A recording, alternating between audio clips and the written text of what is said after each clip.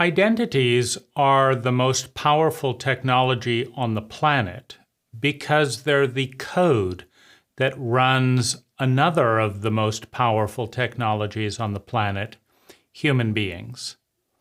Identities are the patterns or habits of thinking, feeling, speaking, doing, and being that determine 90% of human behavior. And as a large and highly potent and active technology on the planet, the code that determines human behavior shapes a tremendous amount of the planet's future.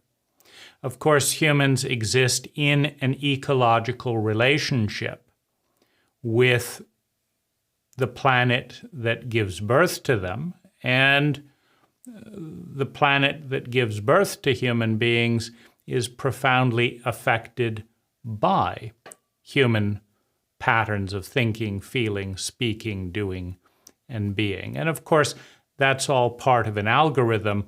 A lot of what has the influence is the actions, but the actions emerge out of the habits of thinking, feeling, and speaking. We move towards integrity. Now, given that this is among the most potent and powerful technologies that we know of, and given that they determine 90% of our felt experience, and if we back up just a moment to look at why that is, why is an identity more potent than, for example, free will? Well, this has a lot to do with RAM processing power within the human technology. So,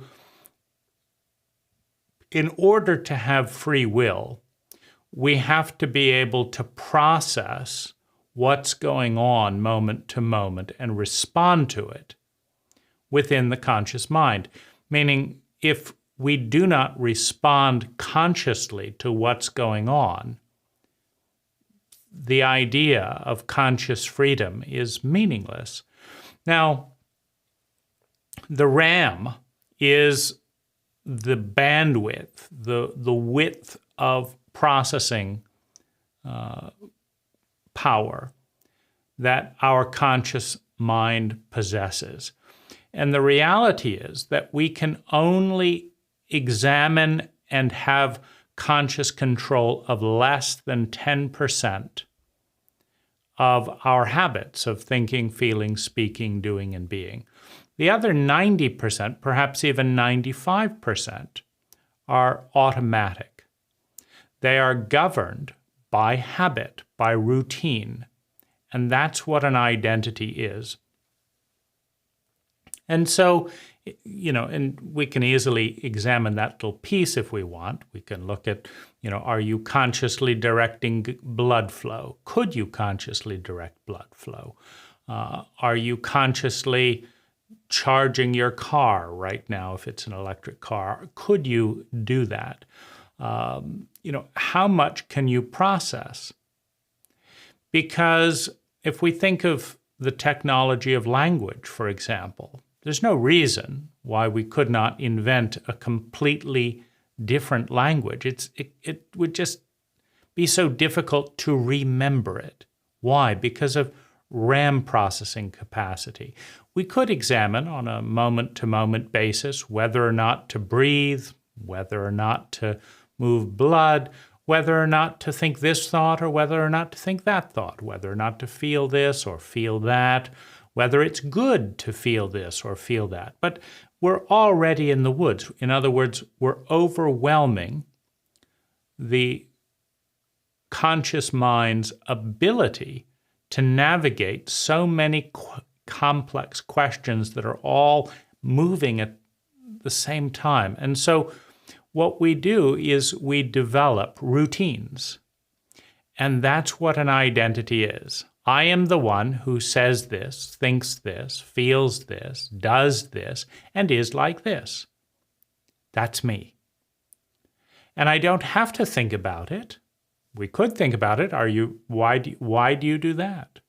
Why do you think that? It's like, no, that's me. I am the one who does these things, thinks these things, feels these things. And so what we do isn't referencing conscious freedom most of the time. It's referencing the subroutine, the identity. Now, if we understand that most of our felt experience of the world is determined by our identity, then one of the most potent applications of conscious freedom is editing the identity, editing the pattern of thinking, feeling, speaking, doing, and being, so that the habit that we don't question is a more intelligent habit than it was before the editing. And of course, intelligence is the continuum of efficiency with which energy, time, money, and natural resources, is transformed into sustainable well-being. So we could edit the routine, the habit, so that what happens over and over and over again is a little bit more intelligent, meaning it delivers a little bit more sustainable well-being than it did before. And that is the single most potent power that we can develop, is to edit the identity, to edit the habits that determine 90% of our felt experience. And of course, we can't do it all at once because of the limited RAM capacity, the limited ability to focus on everything at once. So we do it piece by piece. Now,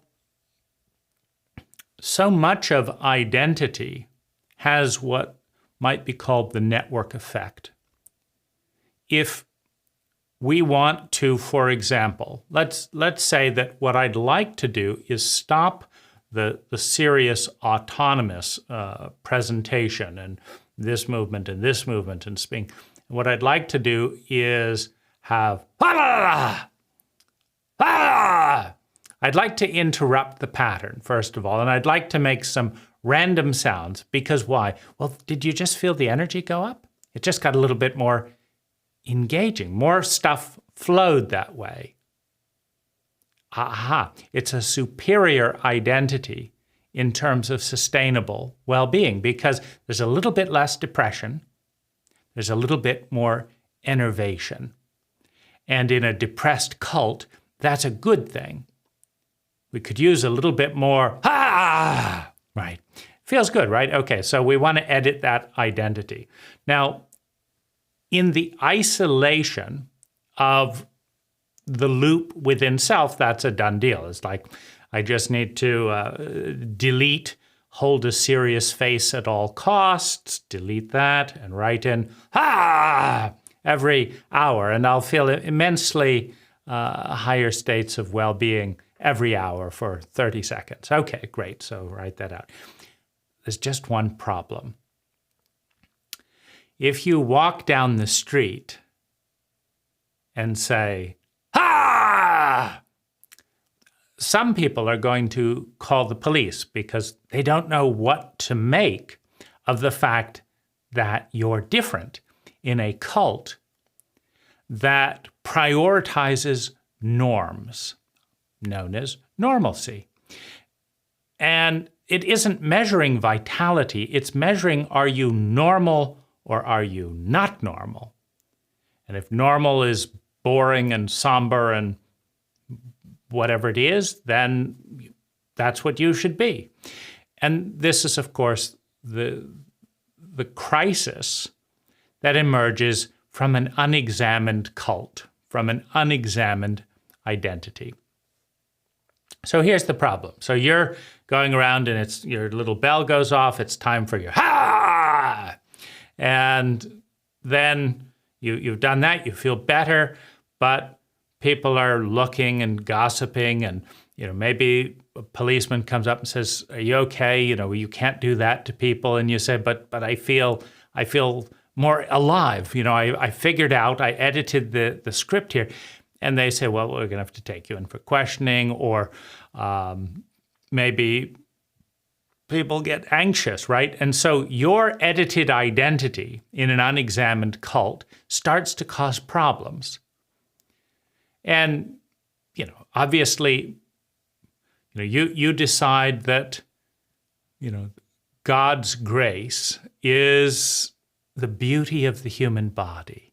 And what are we doing on a hot day, wearing clothes, right? And, oh my goodness, it feels up. And again, you're carted off to the police station. Or you decide that, rather than learning the history of wars and American presidents, you want your child to learn to sing operatically, and can they make riffs with the surrounding seagulls? And they're happy and you're happy.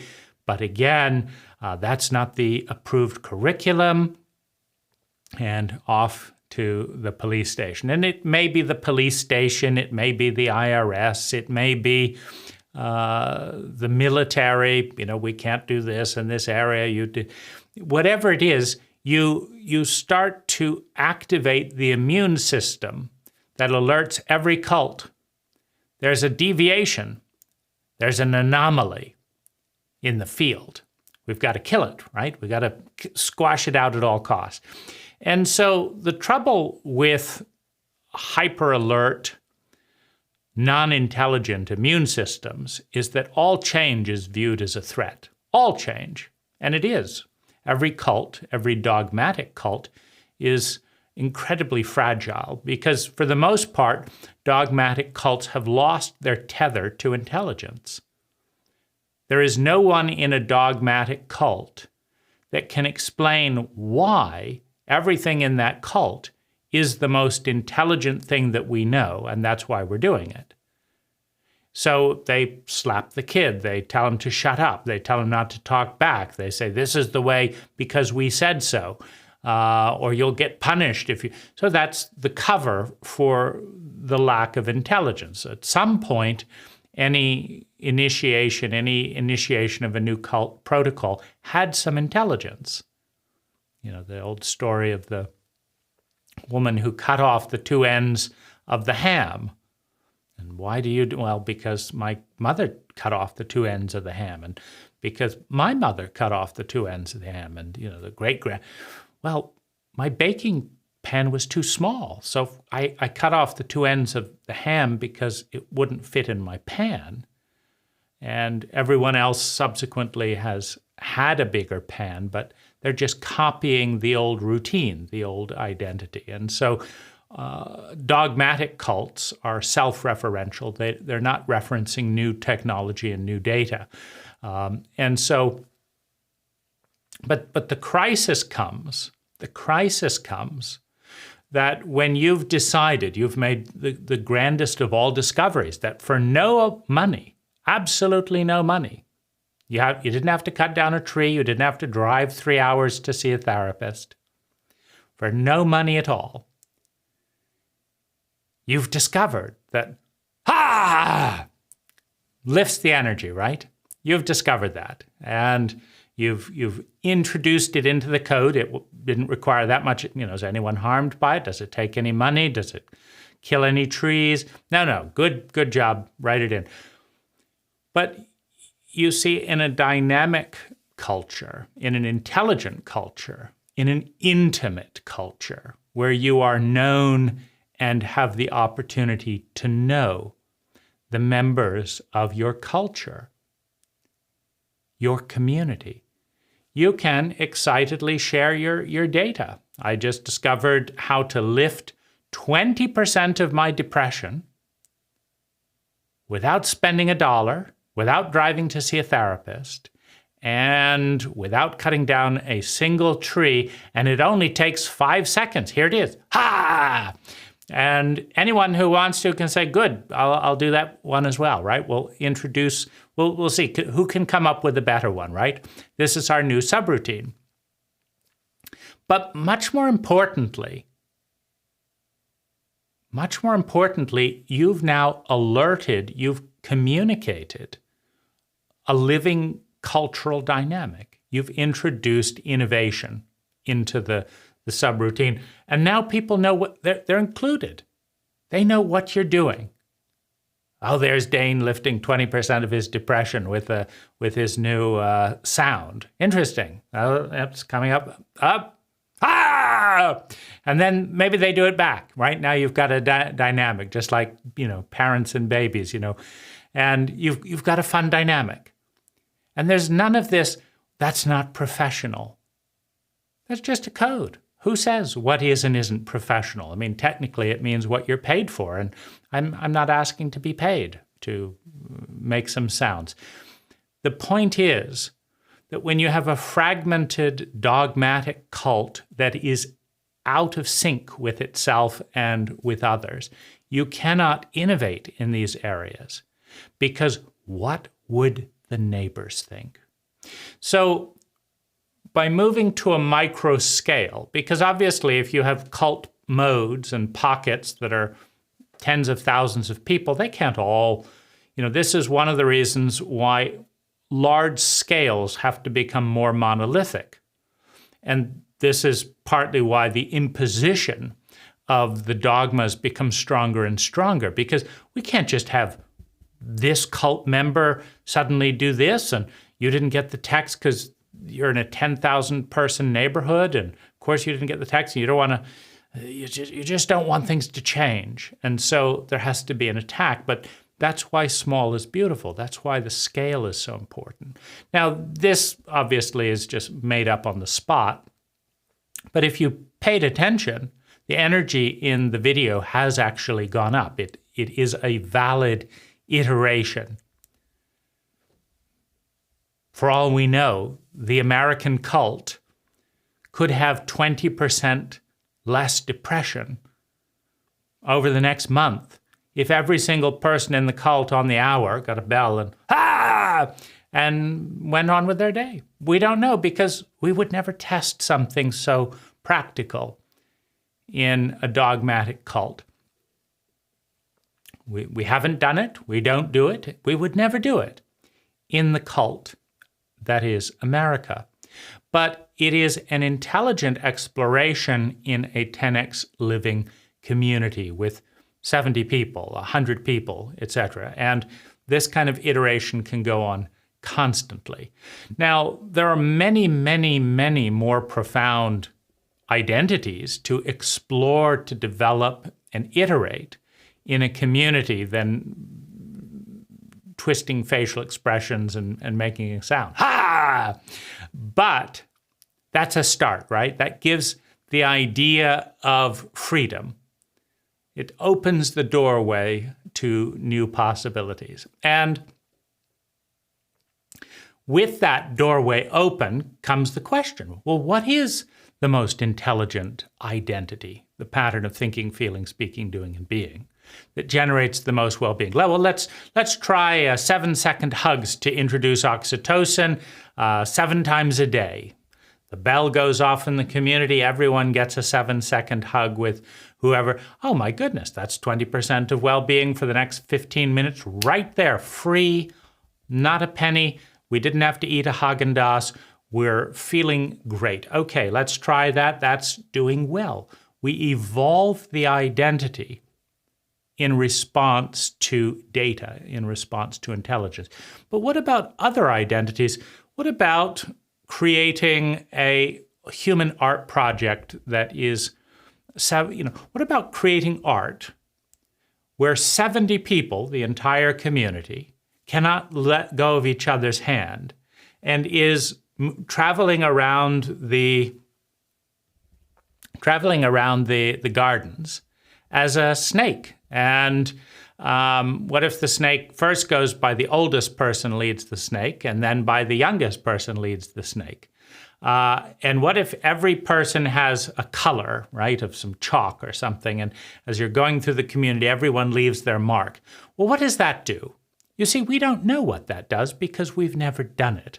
Just like we've never done 99.99999% of all the things that our body and our community is capable of doing. We've never done it. We've not gathered the data. And we call ourselves scientists because we're busily mixing copper sulfate and this powder and that. But who cares? If copper sulfate mixes, who cares about that? What we really want is the chemistry inside the psyche. We want to release ecstasy at low cost. We want to produce long-term joy. That's the chemistry we need to be engineering, and we're not doing it. We're not doing it in a stultifying, dogmatic cult. And so one of the most potent and powerful dimensions of a 10X community is the conscious engineering of identity, the conscious iteration of identity, day by day by day. And with the app technology, when you evolve your identity, change your name, you're going to become a cross-dresser. You're going to do this. You're going, whatever it is that you've taken a notion to as part of your experiment. You can document your protocol. I'm going to do this, this, this, and this for the next 24 hours. You alert your community, new protocol. If you see Dane dressing in red, that's because he's testing the energy impact of all red colors, and next he'll be all blue colors and this and that. And everyone knows, so everyone's included. You know, and there's such a difference between people doing these things, because Americans are doing this all the time individually. I'm no longer going to buy my gasoline at Chevron because, free Steven Donziger, whatever those bastards are doing this and this. I'm not going to do this, but nobody knows why. Nobody understands that you drove by Chevron for this and that reason. And this is a chance to see and be seen. And so there's a profound possibility field that opens up when identity is examined as a high priority. And when the identity, not just of the individual, but as the community as a whole evolves in the objective metrics of intelligence to consume less energy and open up more sustainable human well-being. Now, you also, as we open up the science of identity, one has the opportunity to penetrate dogmas. Because even though we have data here that making sounds and shaking the body raises energy, which is not terribly surprising, even though we have that data here, the quote scientific cult will not test this. It'll figure out how to make your iPhone faster for a fee. It'll figure out that you need a new phone with even more megapixels for the camera for another $1,000 from Apple. It'll figure out all these kinds of things because certain people, shareholders, are making money by that protocol. But it won't actually figure out if the shareholders are happy. And if you could have increased your well-being for free by making some sounds, you're not going to learn that there was a free alternative that made you happier than seriously looking at your new iPhone. So that's the opportunity that we have to explore in a 10X cult. Hi, I'm Dane Rose. All knowledge begins with a paradigm, and out of that paradigm comes an idea, an awareness that we adopt, reject, or synthesize into something better. It doesn't become wisdom, it doesn't become useful until we take action until we integrate it into not only our thoughts, but our feelings, our body, our words, and our way of being. For that to occur, we have to move from the passive media paradigm into more active engagement. In the link below, in the More Information section, is an invitation to join a very small, deliberately filtered, high-quality discussion with a group of people who share a common language and want to work with these ideas, with me and with one another, with the sole goal of creating 10 times more sustainable well-being for ourselves and those around us per unit of energy invested. Thank you for watching.